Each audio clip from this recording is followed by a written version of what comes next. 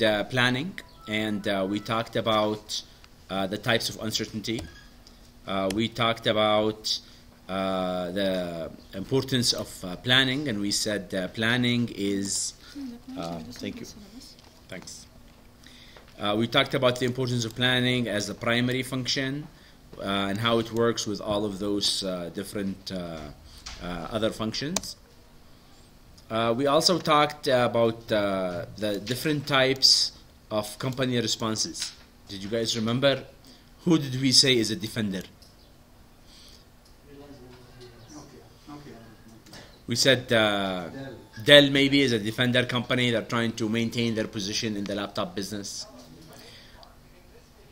We talked about prospectors, and we said that prospectors are those people finding new challenges. We talked about analyzers. We said maybe Samsung is an analyzer, or maybe these new Chinese. We talked about Huawei. And we talked also about reactors, people who will, always will be late. You don't want to be a reactor, but sometimes, this is how you respond to uncertainty. You react. What about the predictor? Prospectors, we said the example was Apple Computer or Apple. They seek first mover advantage. They were the first people to come up with the iPad. They were the first people to come up with the iPhone. They're very aggressive. They make things happen. They don't wait for others or for anything to happen. So that's a prospector company. This is an explanation of all of what we discussed. Balancing planned actions and spontaneously in the 21st century. We talked about command and control. We said one of the good ideas is that you make a plan and then you check it, right? And that's a top-down control. You mean pilot test or what? Top-down tight control operations through exact planning. So you make a plan very exact, and then you create inflexibility. You become inflexible. This is the plan, and we have to do it, exact. And that's a model. It's called command, and then you control, you check. Every command you make, you go tomorrow, you check it. That's one way to. But the thing about this is that it's very inflexible. So we started to look at the contingency model. The contingency model, it's planned action balanced with strategic agility to take advantage of the unexpected opportunities. So sometimes you don't want to be too strict on your planning. Because if you're so strict on your plan, then sometimes if there is an opportunity, you miss it because it's not part of your plan. Or maybe there is a big issue that force you to not follow your plan. So that's a way to cope with the need for change. So as we said, managers today, every day there is big change. So you always need to be flexible. Okay. Next, we talked about the essentials of planning. We talked about a plan is a specific document. If it's not written, it's not there. And it's an intentions consisting of objectives, ends, and action statements, means. So we want to achieve these goals, and this is how we will do it. And then we talked about the importance of sound planning. Starts with a mission. This is what our company want to do. Type of a plan. We talked about 3 types of plans. Objectives, priorities, and then the planning control cycle. We'll talk about each one of these. Number 1 is the mission. We said it has to be clearly written, formally written. It needs to be publicized so everyone know it, everyone can see it. And what does it do? It does all of these. Last class we said which one is the most important in your opinion. And then some people says maybe defining the organization. Okay. Well, they're all important. The reason I ask this is to see what you think is the least. So I make sure I understand how this least is not very least. Empowering people, members is very important.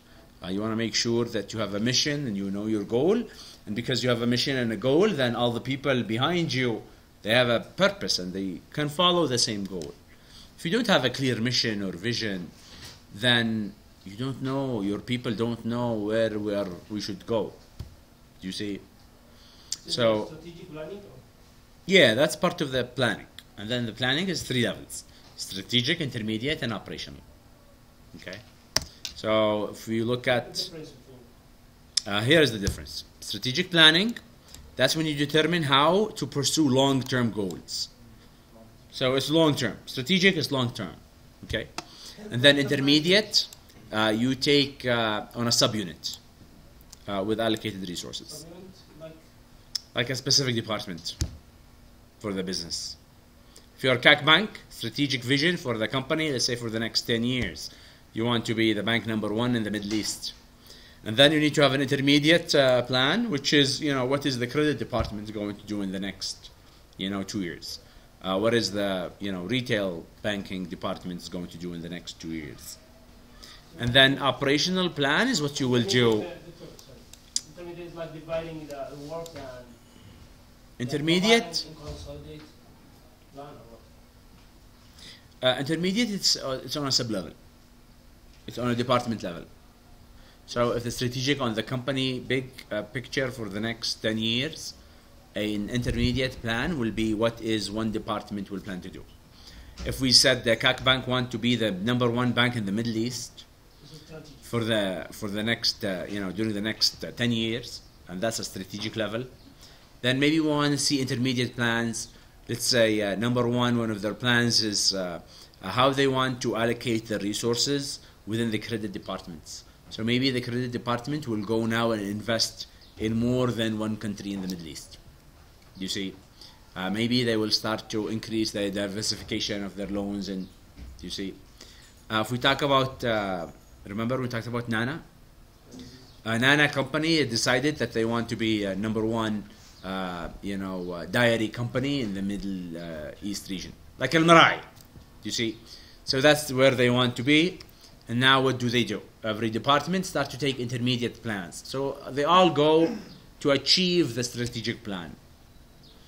And operational plan is what we will do in terms of specific tasks. Let's take an example. Here we have top management. They take the CEO or the vice president or the division head. They make a strategic plan for 1 to 10 years. That's in terms of time. And then intermediate would be for 6 months to 2 years. Middle manager will do the functional manager. Do you know what we mean by functional manager? Let's say the marketing department or the finance department. Or product line. Let's say if they have more than one line. They have, let's say, Marai Zabadi. They do it. Marai for, cheese department. And then what they will do on a department head for 6 to 2 years. And then we've got the lower management, which is a unit manager or a first line supervisor. So those people will make their plan for 1 week to 1 year. Okay. So that's in terms of time. Those in terms of the 3 levels. And what we mean by a horizon is the time. So when we say plan, that what is your planning horizon is this plan is for how long? Maybe make a plan for 1 year, for 2 months, for planning horizon length corresponds to the type of plan which is associated. Length shorten as the planning process evolves from strategic to intermediate to operational.